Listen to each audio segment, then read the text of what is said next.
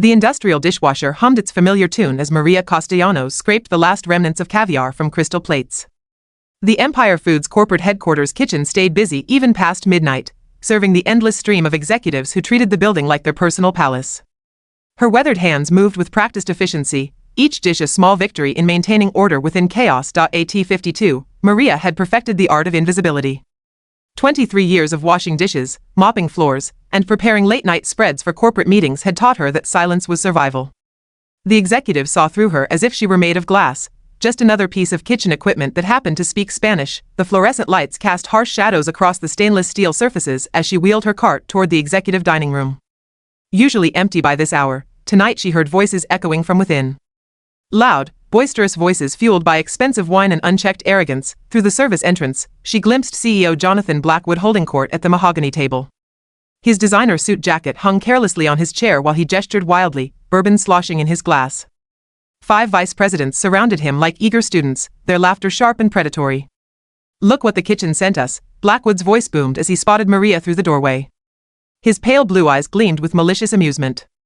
"Come here, sweetheart. We need some entertainment." Maria's grip tightened on her cart handle.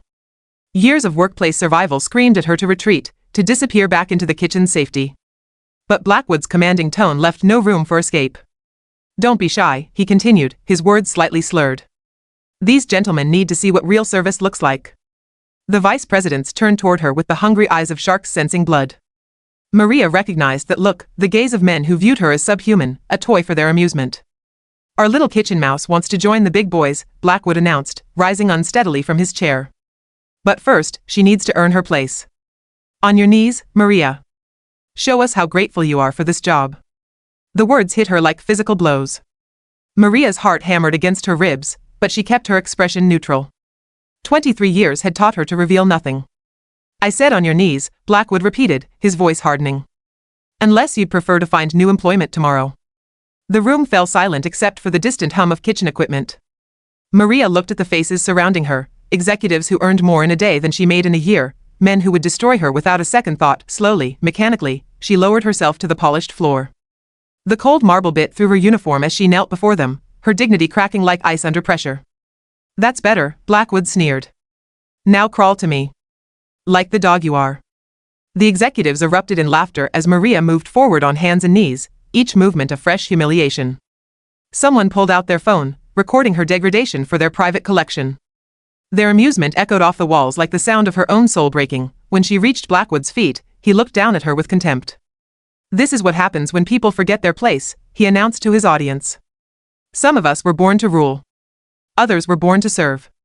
They left her there on the floor, their laughter trailing behind them like poison. In the sudden silence, Maria remained motionless, tears mixing with rage so profound it seemed to burn from within. One day, she whispered to the empty room, "You'll pay for this." Dawn crept through the kitchen windows as Maria finished her shift. But instead of heading home, she found herself drawn to the executive floors. Her master key, a privilege earned through decades of trusted service, opened doors that held secrets worth more than gold. In Blackwood's office, she discovered a tablet left carelessly on his desk. Her finger hovered over the screen, and it lit up, no password protection. Arrogant men rarely expected kitchen staff to be threats. As she scrolled through files, Maria's eyes widened. Financial records, encrypted communications, and detailed spreadsheets revealed a web of corruption that stretched across continents. Empire Foods wasn't just a restaurant corporation, it was a front for something far more sinister. She plugged in a USB drive she'd brought from home, copying everything she could find. Shell companies in the Cayman Islands, bribes to health inspectors, falsified food safety reports, enough evidence to topple an empire. Her hands shook as she worked, knowing that discovery would mean more than unemployment. Men like Blackwood didn't just fire whistleblowers, they destroyed them. 3 hours later, Maria sat in her cramped apartment, staring at the files she'd stolen. Her laptop, a 10-year-old machine her daughter had bought her, struggled to process the massive documents. But what she saw made her blood run cold. Empire Foods had been systematically poisoning communities for years. Toxic waste dumped into water supplies, expired ingredients sold to schools, safety violations covered up with blood money. The corporation she'd served faithfully was killing people for profit. Maria thought of her grandson attending the elementary school that bought Empire Foods' discounted lunch programs. She thought of her neighbors who couldn't afford fresh groceries and relied on the company's cheap processed foods. Blackwood wasn't just stealing money, he was stealing lives. The next morning, Maria walked into Empire Foods' HR department with a formal complaint.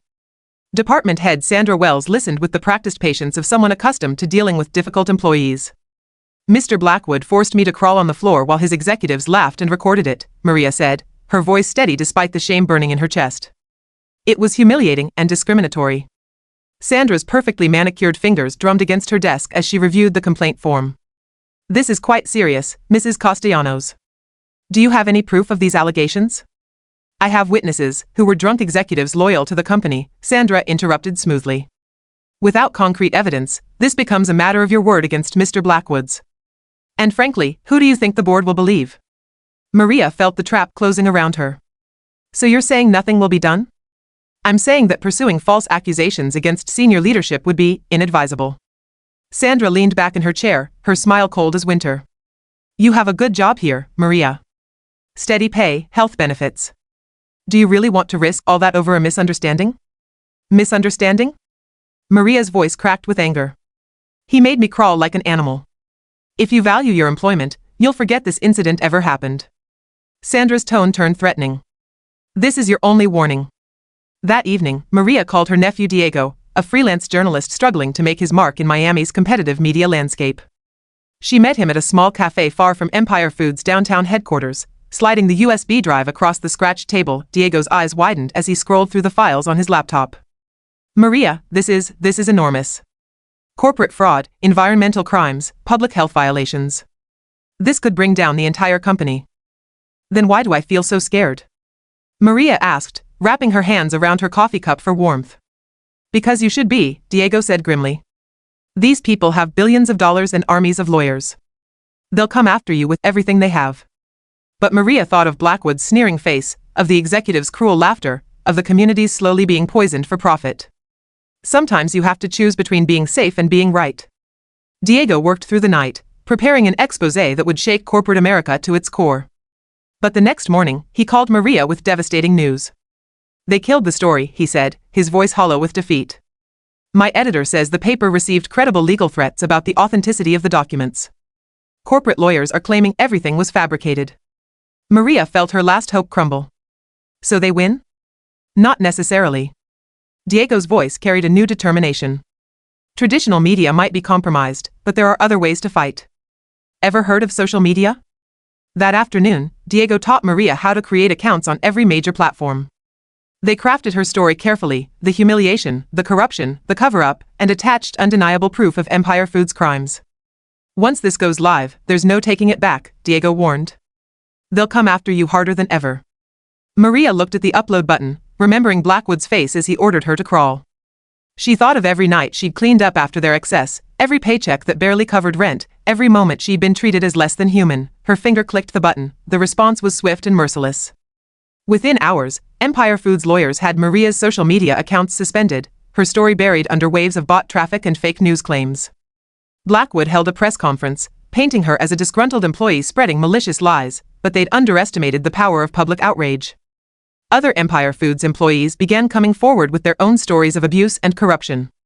Environmental groups seized on the pollution evidence. Food safety advocates demanded investigations. Maria watched from Diego's apartment as protests erupted outside Empire Foods headquarters. Her phone buzzed constantly with interview requests from journalists, offers from lawyers, and messages of support from strangers around the world. On the third day, federal agents raided Empire Foods offices. Maria watched on live television as Blackwood was led away in handcuffs, his expensive suit rumpled, his arrogant smirk replaced by the hollow stare of a man watching his empire crumble. The anchorwoman's voice filled the room. Jonathan Blackwood, CEO of Empire Foods, has been arrested on charges of corporate fraud, environmental crimes, and conspiracy. The investigation began when a whistleblower released damning evidence of systematic corruption within the company. Maria sat in her nephew's living room, surrounded by legal documents and interview requests. Outside, she could hear the distant sounds of celebration from the Latino community where she'd lived for 2 decades. Her neighbors understood what it meant for one of their own to topple a giant. Her phone rang. The caller ID showed her daughter's number. Mama, her daughter's voice was thick with emotion. I saw the news. I'm so proud of you. Maria looked out the window at the city skyline, where Empire Foods Tower stood dark and empty. Tomorrow would bring new challenges, legal battles, media scrutiny, and the difficult work of rebuilding her life, but tonight, for the first time in 23 years, she felt truly free. Sometimes, she said softly into the phone, The smallest person can make the biggest difference. You just have to decide that enough is enough.